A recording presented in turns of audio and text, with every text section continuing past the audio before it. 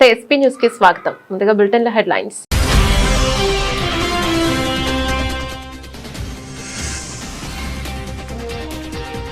India post చరిత్రలోనే తొలిసారి 4,000 కోట్లు దాటినట్లు వెల్లడించిన కేంద్ర మంత్రి జ్యోతిరాదిత్య సింధియా.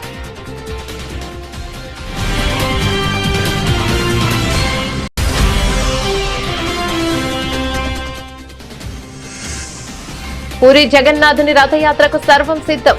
పవిత్ర క్షేత్రానికి పోటెత్తిన లక్షలాది మంది భక్తులు.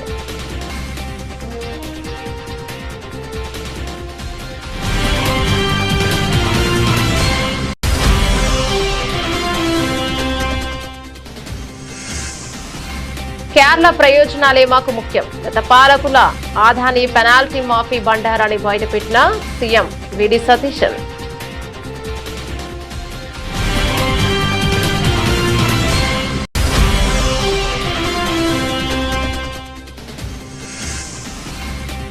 ఆలయ భూముల ఆక్రమణలపై సర్వే జరపాలి. టీవీకే ప్రభుత్వానికి బీజేపీ నేత తమిళిసై డిమాండ్.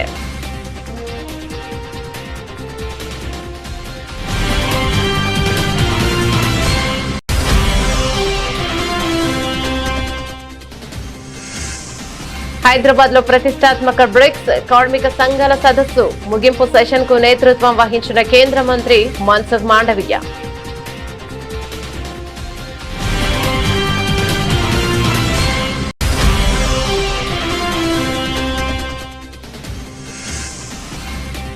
ప్రభుత్వ లాంఛనాలు వద్దు. ముద్రగడ కుటుంబం సంచలన నిర్ణయం. బతికున్నప్పుడు ఇబ్బంది పెట్టి ఇప్పుడు గౌరవం వద్దని స్పష్టీకరణ.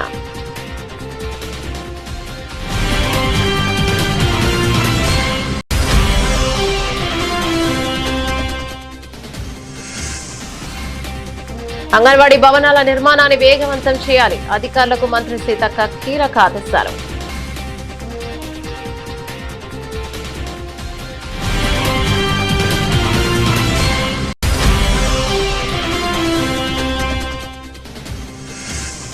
భీమవరం ఆక్వా సభలో చంద్రబాబుపై వైఎస్ జగన్ నిప్పులు. అంతకు ముందు దివంగత నేత ముద్రగడ పద్మనాభం చిత్రపటానికి ఘన నివాళులర్పించిన వైసీపీ అధినేత.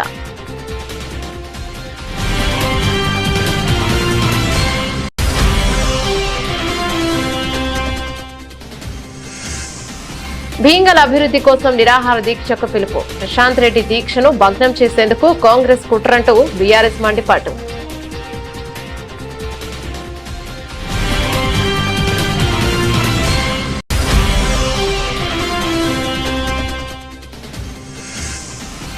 ముద్రగడ పద్మనాభం మృతి కాపు సామాజిక వర్గానికి వైసీపీకి తీరని లోటు. మాజీ మంత్రి కురసాల కన్నబాబు ప్రగాఢ సంతాపం.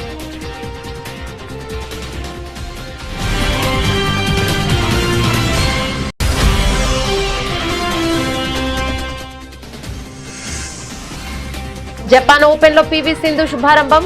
మలేషియా ప్లేయర్ ను చిత్తు చేస్తూ రెండో రౌండ్ లోకి ఎంట్రీ.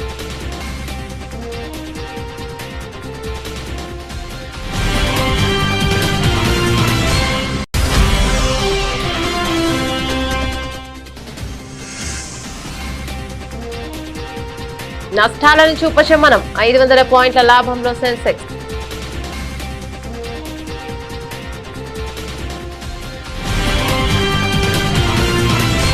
డీటెయిల్స్ చూస్తే భారత ప్రభుత్వ రంగానికి చెందిన అత్యంత పురాతన నమ్మకమైన సంస్థ ఇండియా పోస్ట్ భారత తపాలా శాఖ వ్యాపార వృద్ధిలో సరికొత్త రికార్డును సృష్టించింది. సంస్థ చరిత్రలోనే మునుపెన్నడూ లేని విధంగా ప్రస్తుత ఆర్థిక సంవత్సరం యొక్క మొదటి త్రైమాసికంలో Q1 రాబడి ఏకంగా 4,000 కోట్ల రూపాయల మార్కును దాటింది. అసాధారణ విజయానికి సంబంధించిన వివరాలను కేంద్ర మంత్రి జ్యోతిరాదిత్య సింధియా అధికారికంగా వెల్లడించారు. సాంకేతికతను జోడించి సేవల నాణ్యతను పెంచడం వల్లే ఈ అద్భుతమైన వృద్ధి సాధ్యమైందని ఆయన కొనియాడారు.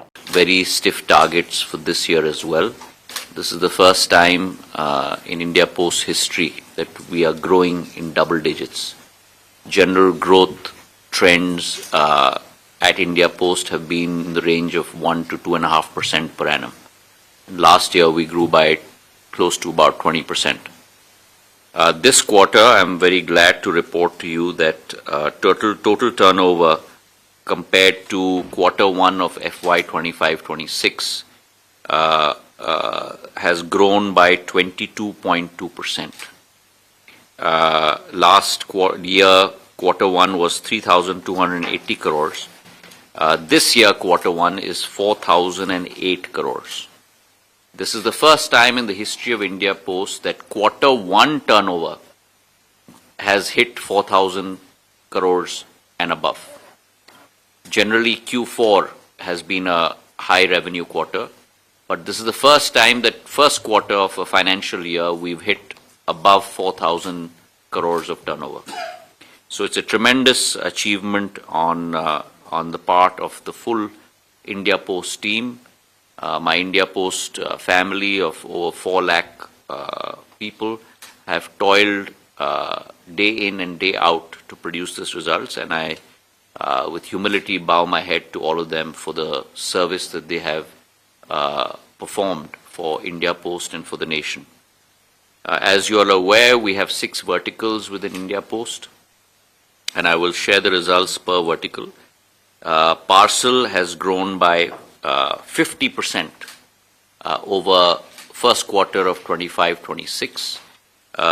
Last year we were at 197 crores of revenue. This year we've closed at 296 crores of revenue, change of 99 crores over one quarter. So almost a 50% growth rate. Mails has grown by 42%, 552 crores last year, 783 crores this year, growth of 231.5 crores. IR and GB has been the difficult one because of international situations with regard to the West Asia crisis and so on and so forth. But even that, in these difficult times. విశ్వవిఖ్యాత ఒడిశాలోని పూరి క్షేత్రం అత్యంత ప్రతిష్టాత్మకమైన వార్షిక రథయాత్ర మహోత్సవానికి సర్వాంగ సుందరంగా ముస్తాబైంది. లోక రక్షకుడు ఆ జగన్నాథుని రథోత్సవాన్ని కనులారా వీక్షించేందుకు దేశ విదేశాల నుండి లక్షలాది మంది భక్తులు ఇప్పటికే ఈ పవిత్ర నగరానికి పోటెత్తారు. రేపటి నుంచి అంటే జూలై 16వ తేదీ నుంచి 9 రోజుల పాటు సాగే ఈ ఉత్సవాన్ని అత్యంత వైభవంగా నిర్వహించేందుకు ఒడిశా ప్రభుత్వం పూరి ఆలయ యంత్రాంగం అన్ని రకాల ఏర్పాట్లను పూర్తి చేశాయి. భక్తుల భద్రతకు ఎలాంటి ఢోకా లేకుండా భారీ పోలీస్ బందోబస్తును కూడా ఏర్పాటు చేశారు. 12వ శతాబ్దపు పురాతన పుణ్యక్షేత్రం నుండి రేపు ఉదయం జగన్నాథుడు తన సోదరుడు బలభద్రుడు సోదరి సుభద్రాదేవి సమేతంగా వార్షిక ప్రయాణాన్ని ప్రారంభించనున్నారు. శ్రీమందిరం నుండి సుమారు 2.5 కిలోమీటర్ల దూరంలో ఉన్న శ్రీ గుండిచా ఆలయానికి ఈ 3 రథాలు భక్తుల జయ జయ ధన్యాల మధ్య కదలాడుతున్నాయి. భారీ సంఖ్యలో తరలి వస్తున్న భక్తుల రద్దీని దృష్టిలో ఉంచుకొని అటు ట్రాఫిక్ ఆంక్షలు ఇటు వైద్య శిబిరాలను సిద్ధం చేశారు. ఎండ తీవ్రతను తట్టుకునేలా త్రాగునీటి సదుపాయాలు కల్పించారు. రథాలను లాగేందుకు స్వామివారిని దర్శించుకునేందుకు భక్తులకు ఎంతో ఉత్కంఠగా ఎదురు చూస్తున్నారు. పూరి నగరం మొత్తం ప్రస్తుతం భక్తి పారవశ్యంతో ఆధ్యాత్మిక శోభతో పులకించిపోతుంది. కేరళలోని ప్రతిష్టాత్మక విలింజం పోర్టు వాటాల బదిలీ అంశంపై వస్తున్న ఆరోపణలను ఆ రాష్ట్ర ముఖ్యమంత్రి వీడి సతీశన్ తీవ్రంగా ఖండించారు.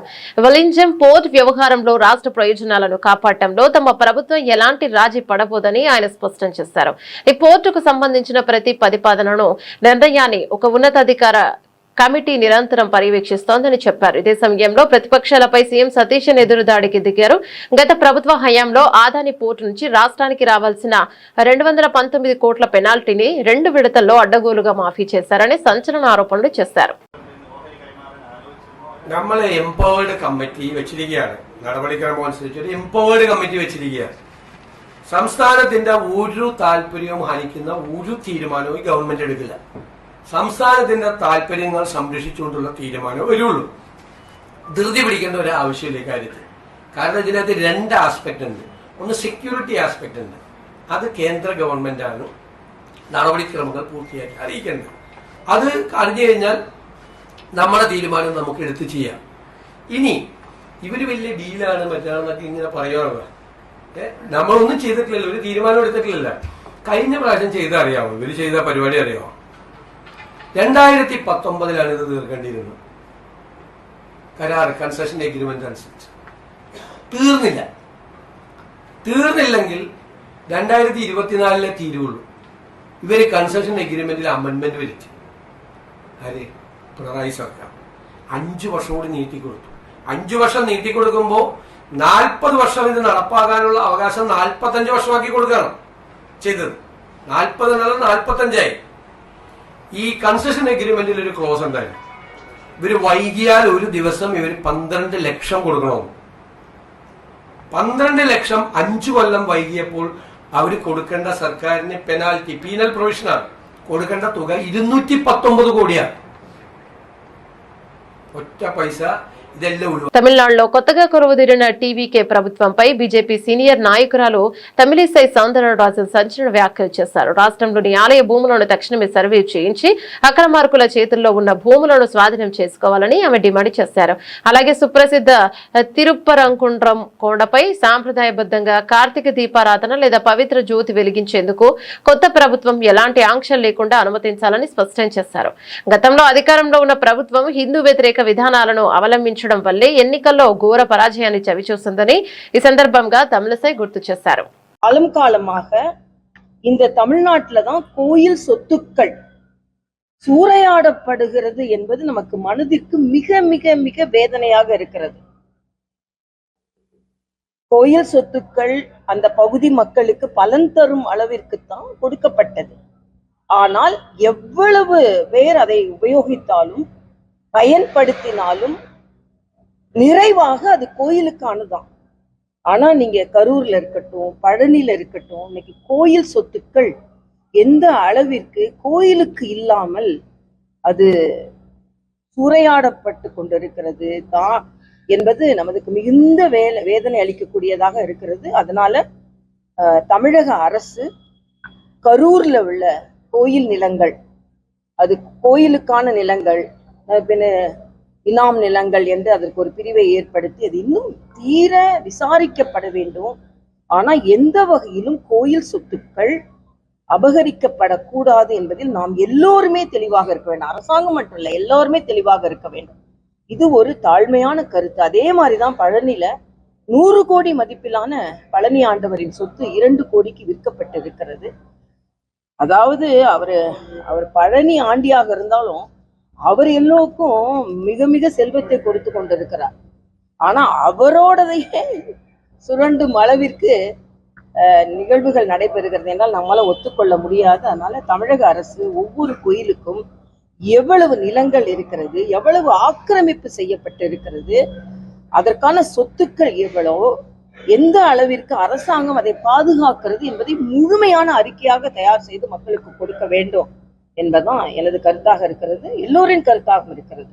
அது எல்லாத்துக்கும் மேல திருப்பரங்குன்றம் பக்கத்துல ஒவ்வொரு இந்துவின் உணர்வு அங்கே விளக்கேற்ற வேண்டும் என்பது సెంద్ర ఆర్చిదాన్. భాగ్యనగరం మరో అంతర్జాతీయ సదస్సుకు వేదికగా నిలిచింది. హైదరాబాద్ లో అత్యంత ప్రతిష్టాత్మకంగా జరిగిన బ్రిక్స్ ట్రేడ్ యూనియన్స్ సదస్సు ముగింపు సెషన్ కు కేంద్రం మంత్రి మన్సుఖ్ మాండవీయ నేతృత్వం వహించారు. బ్రిక్స్ కూటమి దేశాలకు చెందిన ప్రముఖ కార్మిక సంఘాల నాయకులు, ప్రతినిధులు ఈ సదస్సుకు పెద్ద ఎత్తున హాజరయ్యారు. ప్రపంచ వ్యాప్తంగా మారుతున్న ఆర్థిక సమీకరణాలు, కార్మికుల హక్కుల రక్షణ మరియు ఉపాధి అవకాశాల కల్పనపై ఈ అంతర్జాతీయ వేదికపై సుదీర్ఘంగా చర్చించారు. మారుతున్న సాంకేతిక యుగంలో కార్మికులకు నైపుణ్యాభివృద్ధి, శిక్షణ అందించడం ద్వారానే ఉపాధిని కాపాడుకోగలమని ఆయన అభిప్రాయపడ్డారు. కాపు ఉద్యమ నేత, మాజీ మంత్రి ముద్రగడ పద్మనాభం అంత్యక్రియలను ప్రభుత్వ లాంఛనాలతో నిర్వహించాలన్న ఏపీ ప్రభుత్వ ప్రతిపాదనను ఆయన కుటుంబ సభ్యులు తిరస్కరించారు. బతికున్నప్పుడు ఆయన్ను అనేక విధాలుగా అవమానించారని, ఇప్పుడు అధికారిక గౌరవాలు, సానుభూతి తమకు అవసరం లేదని స్పష్టం చేశారు. ఈ నిర్ణయం రాజకీయ వర్గాల్లో చర్చనీయాంశంగా మారింది. ఇక వివరాల్లోకి వెళ్తే ముద్రగడ పద్మనాభం మృతి పట్ల ముఖ్యమంత్రి చంద్రబాబు నాయుడు సంతాపాన్ని వ్యక్తం చేశారు. ఆయన అంత్యక్రియలను అధికారిక లాంఛనాలతో నిర్వహించాలని అధికారులను ఆదేశించారు. అయితే ప్రభుత్వం తీసుకునే నిర్ణయాన్ని ముద్రగడ కుటుంబం సున్నితంగా తిరస్కరించింది. కాకినాడ జిల్లా కిర్లంపూడిలో వైసీపీ నేత జక్కంపూడి రాజా మీడియాతో మాట్లాడుతూ ఈ విషయాన్ని వెల్లడించారు. ముద్రగడ గారు బతికున్నప్పుడు ఆయనను ఎన్నో ఇబ్బందులకు గురి చేశారు.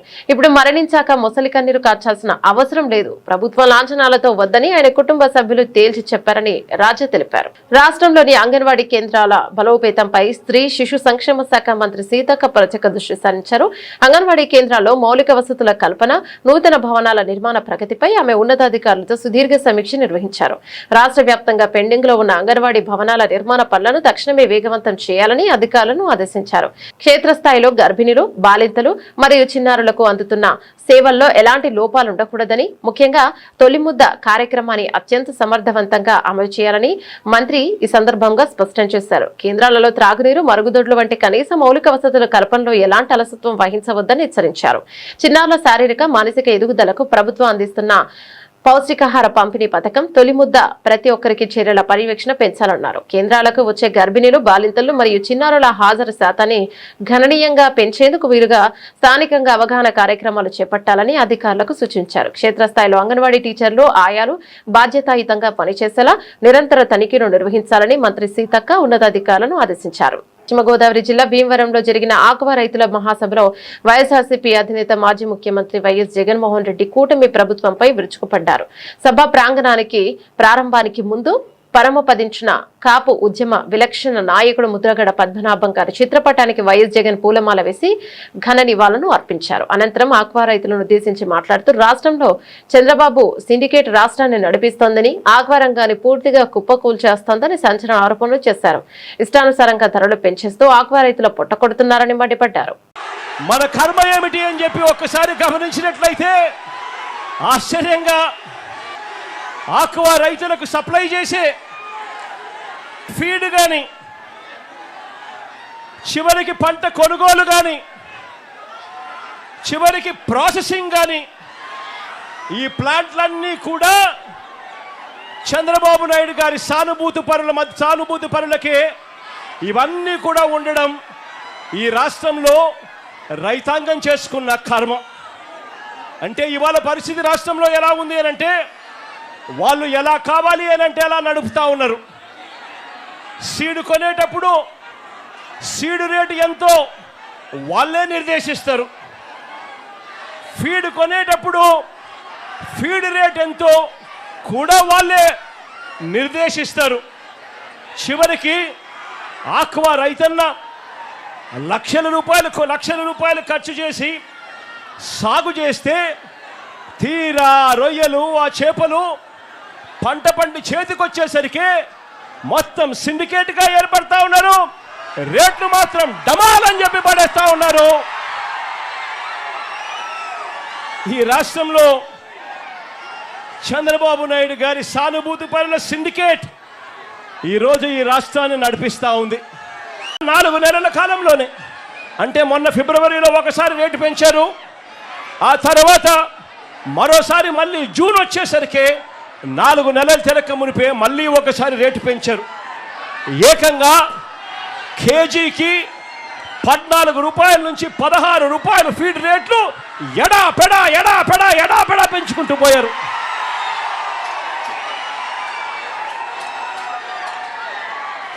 రైతుల అంగీకారం లేకుండానే, రైతుల గోడు వినకుండానే ఆప్సరా చట్టాన్ని ధిక్కరించి వీళ్ళు ఇష్టానుసారంగా రేట్లు పెంచుకుంటూ పోతా ఉన్నారు. ఆశ్చర్యం ఏమిటి అనంటే, ఒకవైపున రేటు చూస్తే 4 నెలలు తిరక్క మునిపే ఏకంగా కేజీకి 14 రూపాయల నుంచి 16 రూపాయలు ఆక్వా రేట్లు, ఫీడ్ రేట్లు పెంచారు. పెంచి తూతూ మంత్రంగా చంద్రబాబు గారు చెప్పారు అనంటూ 2 రూపాయలు తగ్గించారు. నేను అడుగుతా ఉన్నాను, కేజీకి పెంచింది 4 నెలలు తిరక్క మునిపే 14 రూపాయల నుంచి 16 రూపాయలు పెంచింది ఎక్కడ? తగ్గించింది కేవలం ముష్టేసినట్టు 2 రూపాయలు తగ్గించడం అంటే ఏమిటి అని అడుగుతా ఉన్నా. ఇది ఎలా ఉంది అనంటే, చంద్రబాబు నాయుడు గారి భాషలో చెప్పాలి అంటే 100 కొరడాల దెబ్బలు కాదు, 98 కొరడాలే అని చెప్పినట్టుగా ఉంది చంద్రబాబు నాయుడు గారి భాషలో. నేను అడుగుతా ఉన్నాను, ఈరోజు ఆక్వా పంటలో ఫీడ్ ఖర్చు 60% కేవలం ఫీడ్ ఖర్చే ఈరోజు ఆక్వా పంటలో అవుతుంది. అలాంటిది ఇష్టానుసారంగా ఫీడ్ రేట్లు పెంచుకుంటూ పోతే రైతాంగం ఎలా బ్రతుకుతుంది అని చెప్పి నేను చంద్రబాబు నాయుడు గారి ప్రభుత్వాన్ని గట్టిగా నిలదీస్తూ అడుగుతా ఉన్నా. నిజామాబాద్ జిల్లా బాల్కొండ నియోజకవర్గంలో రాజకీయాలు ఒక్కసారిగా వేడెక్కాయి. మాజీ మంత్రి బాల్కొండ ఎమ్మెల్యే వేముల ప్రశాంత్ రెడ్డి గారిని పోలీసులు హౌస్ అరెస్ట్ చేశారు. నియోజకవర్గ అభివృద్ధి సమస్యలపై ఆయన తలపెట్టిన నిరాహార దీక్షను భగ్నం చేసేందుకు కాంగ్రెస్ ప్రభుత్వం కుట్రపూరితంగా వ్యవహరిస్తోందని బీఆర్ఎస్ శ్రేణులు ఆగ్రహాన్ని వ్యక్తం చేస్తున్నాయి. దీక్ష కార్యక్రమాన్ని అడ్డుకునేందుకు ఈ ఉదయం నుంచే నియోజకవర్గ వ్యాప్తంగా ఉన్న ముఖ్య బీఆర్ఎస్ నాయకులను, శ్రేణులను ఎక్కడికక్కడ గృహ నిర్బంధం చేయడంతో పాటు భారీగా అరెస్టులు చేసి పలు పోలీస్ స్టేషన్లకు తరలించారు. దీంతో బాల్కొండ పరిధిలో తీవ్ర ఉద్రిక్తత వాతావరణం నెలకొంది. బాల్కొండ నియోజకవర్గ ప్రజలందరికీ నమస్కారం. నేను భీమ్గల్లో 100 పడకల ఆసుపత్రిని పూర్తి చేయాలని మేము ప్రభుత్వంలో ఉన్నప్పుడు మంజూరు చేసి 75% పనిచేసిన పనులు అవి. ఒక 20-25% మిగిలిన పనులు, 100 పడకల ఆసుపత్రి కావచ్చు, ఇంటిగ్రేటెడ్ మార్కెట్ కావచ్చు, అట్లనే మూతబడ్డ భీమ్గల్ బస్ డిపోని తెరిపేయమని, అట్లనే నేను మంజూరు చేసినటువంటి 12 కోట్ల రూపాయలతో సీసీ రోడ్లు మున్సిపల్ ఎలక్షన్లు వస్తున్నాయని అప్పుడు కొబ్బరికాయలు కొట్టిరు, అవి ఇంకా పూర్తి చేయట్లేదు, అది పూర్తి చేయాలని చెప్పి భీమ్గల్లో ప్రజా సమస్యల కోసం ఆ పెండింగ్ పనులు పూర్తి చేయాలని నేను ఈరోజు అంటే 15వ తారీఖు నాడు ఒకరోజు కఠోర నిరాహార దీక్ష, నీళ్లు కూడా ముట్టకుండా నిరాహార దీక్ష చేస్తా అని చెప్పి నేను చెప్పిన. అయితే నేను ఇవాళ నిరాహార దీక్షకు వెళ్ళాలని అంటే నేను స్నానం కూడా చేయకన్నా మొదలే, నేను నిద్ర కూడా లేవకన్నా మొదలే పోలీసులు నా ఇంట్లో చుట్టినారు, నన్ను బయటకు పోనీయరట, నన్ను ఇంట్లోనే అరెస్ట్ చేస్తా అని చెప్తా ఉన్నారు పోలీసులు. మరి ఇది ఒక్కసారి ఆలోచన చేయాలి బాల్కొండ నియోజకవర్గ ప్రజలు. నేను చాలా అహింసా మార్గంలో, నేను రాస్తారోక చేస్తాను లేదు, ధర్నా చేస్తాను లేదు, నా ఇచ్చి నేను శిక్ష వేసుకొని ఒకరోజు నేను నిరాహార దీక్షలో కూర్చుంటా, అహింసా మార్గంలో కూర్చుంటానంటే ఈ ప్రభుత్వం నన్ను అనగదొక్కే ప్రయత్నం చేస్తూ ఉన్నది. మేము ప్రజల కోసం పోరాటం చేస్తున్నాం, ప్రజల సమస్యలు తీర్చమని చెప్పి నేను దీక్ష చేస్తాను తప్పిస్తే నా కోసం కాదు. ఆ హాస్పిటల్ పని పూర్తి చేయాలని, ఇంటిగ్రేటెడ్ మార్కెట్ పనులు పూర్తి చేయమని, బస్ డిపో తెరిపియమని, సీసీ రోడ్లు పూర్తి చేయమని, భీమ్గల్ ప్రజల సమస్యలు, బాల్కొండ నియోజకవర్గ సమస్యలు చేయాలని చెప్పి మేము అడుగుతున్నాం తప్పిస్తే వేరేది కాదు. దీనికి నన్ను ఇంట్లో నుంచి బయటకు వెళ్ళనీయకుండా పోలీసులు నా ఇంటి చుట్టూ, వందలాది మంది పోలీసులు నా ఇంటి చుట్టూ మొత్తం పారగాయడం అనేది ఎంత మట్టుకు సమంజసమో బాల్కొండ నియోజకవర్గ ప్రజలు ఆలోచన చేయాలి. నేను ఒక ఎమ్మెల్యేని, ప్రజల పక్షాన పోరాడవలసిన బాధ్యత నా మీద ఉంటుంది, ప్రభుత్వం మీద. మరి వాళ్ళు వచ్చి నా దీక్షలో వచ్చి, దీక్షా శిబిరంకి వచ్చి మేము నెలలో పూర్తి చేస్తాం, 2 నెలల్లో పూర్తి చేస్తాం అని మాట ఇస్తే నేను దీక్ష విరమిస్తా కదా. దీనికి పెద్ద ఇంతెత్తున నన్ను అనగదొక్కాల్సిన అవసరం ఏమున్నది, నా గొంతు నొక్కాల్సిన అవసరం ఏమున్నది? కాబట్టి బాల్కొండ నియోజకవర్గ ప్రజలు, భీమ్గల్ పట్టణ ప్రజలు, భీమ్గల్ మండల ప్రజలు దయచేసి ఆలోచన చేయాలని చెప్పి నేను కోరుతా ఉన్నా. ఒక్క మాట మాత్రం నిజం, నన్ను ఇంట్లో పెట్టి అరెస్ట్ చేసినా నా దీక్ష కొనసాగుతుంది ప్రజల కోసం, ఆ సమస్యలు పూర్తి చేయడం కోసం. లేదు నన్ను అరెస్ట్ చేసి జైల్లో, నా పోలీస్ స్టేషన్లో పెట్టినా పోలీస్ స్టేషన్లో నా దీక్ష కొనసాగుతుంది, నా సత్యాగ్రహం కొనసాగుతుంది. కాపు ఉద్యమ ఆశాజ్యోతి మాజీ మంత్రి ముద్రగడ పద్మనాభం గారి అకాల మరణంపై వైఎస్ఆర్ కాంగ్రెస్ పార్టీ శ్రేణులు మరియు కాపు సామాజిక వర్గ నేతలు తీవ్ర దిగ్భ్రాంతి వ్యక్తం చేస్తున్నారు. ముద్రగడ పద్మనాభం పరమపదించడం కాపు సామాజిక వర్గానికి మాత్రమే కాకుండా వైఎస్ఆర్సీపీకి కూడా తీరని లోటని మాజీ మంత్రి కురసాల కన్నబాబు ఆవేదన వ్యక్తం చేశారు. కాపు జాతి హక్కుల కోసం, రిజర్వేషన్ల సాధన కోసం ఆయన సాగించిన నిబద్ధతతో కూడిన పోరాటాన్ని ఈ సందర్భంగా కన్నబాబు గుర్తు చేసుకున్నారు. ముద్రగడ ఆత్మకు శాంతి చేకూరాలని ప్రార్థిస్తూ వారి కుటుంబ సభ్యులకు వైఎస్ఆర్సీపీ తరపున ప్రగాఢ సానుభూతిని తెలియజేశారు. ఈరోజు మన రాష్ట్రంలో ఒక విషాద సంఘటన నమోదైంది. సుదీర్ఘ రాజకీయ చరిత్ర కలిగిన కాపు ఉద్యమ నాయకుడిగా, ఒక విలక్షణమైన పోరాట పటిమ కలిగిన శ్రీ ముద్రగడ పద్మనాభం గారు మనల్ని విడిచి వెళ్ళిపోయారు. చాలా దురదృష్టం. ఒక నిబద్ధత కలిగిన నాయకుడిగా పద్మనాభం గారు ఈరోజు పరమపదించడం అందరికీ లోటే. ఒక విలక్షణమైన వ్యక్తిత్వం అయింది. చాలా ముక్కుసూటితనం, పట్టుదల, నిజాయితీ, మాట మీద నిలబడడం, ఇవన్నీ ఆయన లక్షణాలు. కేవలం గోదావరి జిల్లాలకే కాదు, ఈ రాష్ట్రంలోనే, ఉమ్మడి రాష్ట్రంలోనే తనదైన శైలిలో పనిచేసిన నాయకుడు ఆయన. ఇవాళ కాపు ఉద్యమం అంటే, కాపు రిజర్వేషన్ పోరాటం అంటే ఆయనే గుర్తొస్తారు. చాలా నిబద్ధతతో పట్టిన పట్టు విడవకుండా పనిచేశాడు. సుమారు 30 సంవత్సరాల పాటు కాపు ఉద్యమం కోసం ఇంచుమించుగా తన రాజకీయ జీవితాన్ని కూడా పణంగా పెట్టినట్టుగా మనకు కనిపిస్తుంది. అలాంటి నాయకుడు ఏదైనా ఒక పని పట్టుకుంటే ధైర్యంగా ముందుకెళ్ళే నాయకుడు లేకపోవడం ఈ రాష్ట్రానికి, ప్రత్యేకించి కాపు సామాజిక వర్గానికి తీరని లోటని మేము భావిస్తూ ఉన్నాం. అంటే రాజీ పడని ఆయన తత్వం ఇవాళకి కాదు, ఎప్పటికీ గుర్తుంటుంది. ఆయన ఈరోజు వైఎస్ఆర్ పార్టీ నాయకుడిగా ఉన్నారు. చాలా అంతకుముందు జగన్మోహన్ రెడ్డి గారి ఓదార్పు యాత్ర సమయం నుంచి వైఎస్ఆర్ పార్టీలో ఉండి మళ్ళీ కాపు ఉద్యమం కోసం ఆయన రాజకీయాలకు దూరంగా ఉండి మళ్ళీ వైఎస్ఆర్ పార్టీలో చురుకైన పాత్ర పోషిస్తూ ఉన్న సమయంలో ఆయనకి అనారోగ్యం రావడం, దాదాపుగా కొద్ది నెలలుగా చాలా ఇబ్బందుల్లో ఉండడం మనం చూస్తూ ఉన్నాం. వాళ్ళ ఆయన కుమారుడు ముద్రగడ గిరి గారు ప్రతిపాడు నియోజకవర్గానికి ఇన్ఛార్జి కూడా ఉన్నారు.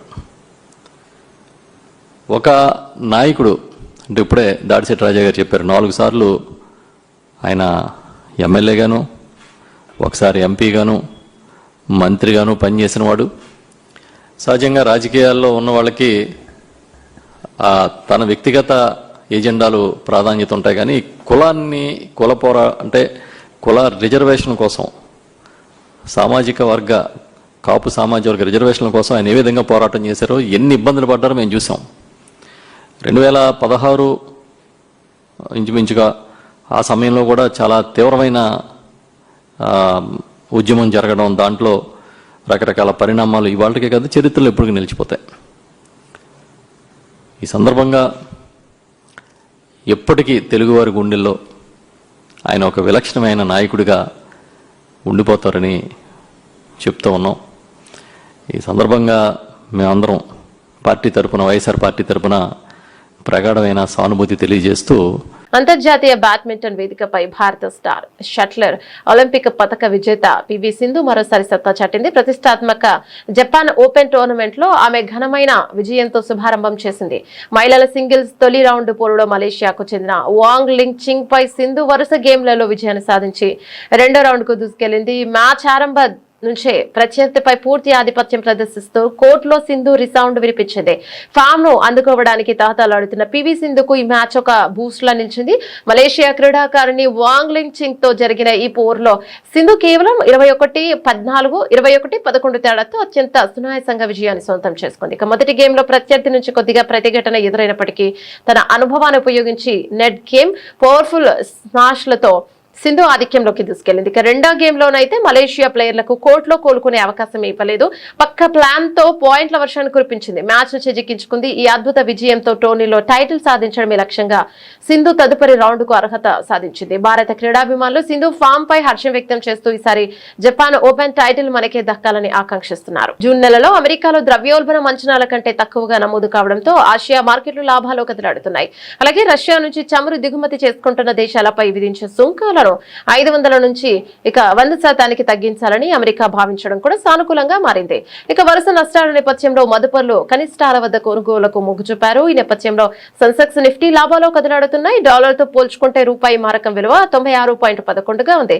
గత సెషన్ ముగింపు 77,054తో పోల్చుకుంటే బుధవారం ఉదయం దాదాపు 100 పాయింట్ల లాభంతో మొదలైన సెన్సెక్స్ ఆ తర్వాత మరింత పైకి ఎగబాకింది. ఉదయం 9:45 సమయంలో సెన్సెక్స్ 500 పాయింట్ల లాభంతో 77,554 వద్ద కొనసాగుతుంది. ఇక మరోవైపు నిఫ్టీ కూడా సెన్సెక్స్ బాట్లోనే కదలాడుతుంది. ప్రస్తుతం 147 పాయింట్ల లాభంతో 24,199 వద్ద కదలాడుతుంది. బులెటిన్ ముగించే ముందు హెడ్లైన్స్ మరోసారి.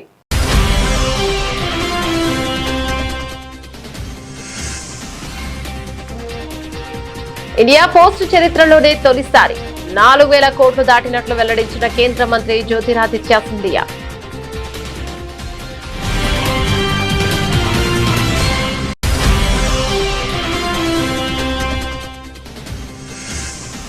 పూరి జగన్నాథుని రథయాత్రకు సర్వం సిద్ధం. పవిత్ర క్షేత్రానికి పోటెత్తిన లక్షలాది మంది భక్తులు.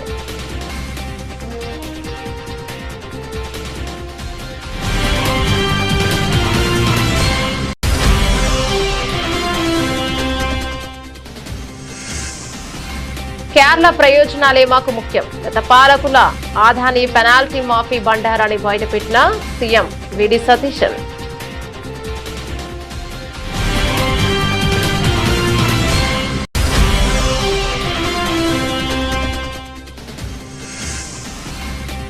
ఆలయ భూముల ఆక్రమణలపై సర్వే జరపాలి. టీవీకే ప్రభుత్వానికి బీజేపీ నేత తమిళిసై డిమాండ్.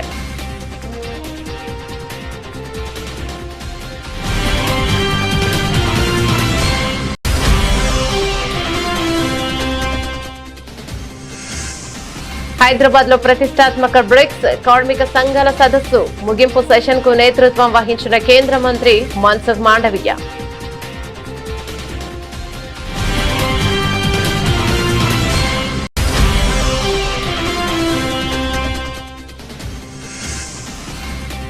ప్రభుత్వ లాంఛనాలు వద్దు, ముద్రగడ కుటుంబం సంచలన నిర్ణయం. బతికున్నప్పుడు ఇబ్బంది పెట్టి ఇప్పుడు గౌరవం వద్దని స్పష్టీకరణ.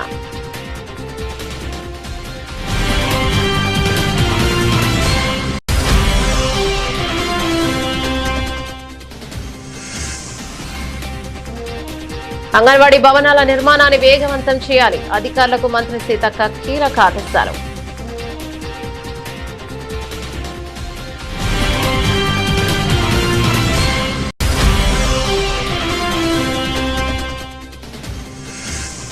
భీమవరం మాక్వ సభలో చంద్రబాబుపై వైఎస్ జగన్ నిప్పులు. అంతకు ముందు దివంగత నేత ముద్రగడ పద్మనాభం చిత్రపటానికి ఘన నివాళులర్పించిన వైసీపీ అధినేత.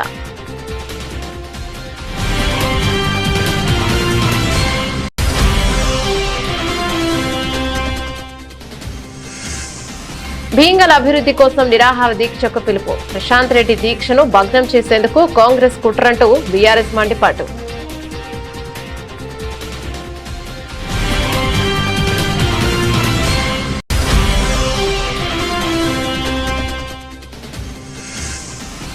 ముద్రగడ పద్మనాభం మృతి కాపు సామాజిక వర్గానికి వైసీపీకి తీరని లోటు. మాజీ మంత్రి కురసాల కన్నబాబు ప్రగాఢ సంతాపం.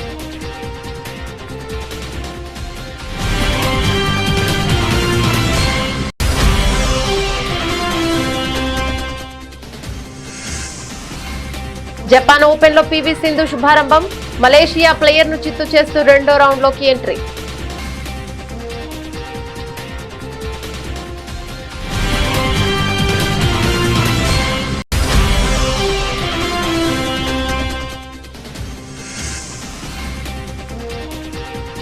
నష్టాల నుంచి ఉపశమనం. 500 పాయింట్ల లాభంలో సెన్సెక్స్.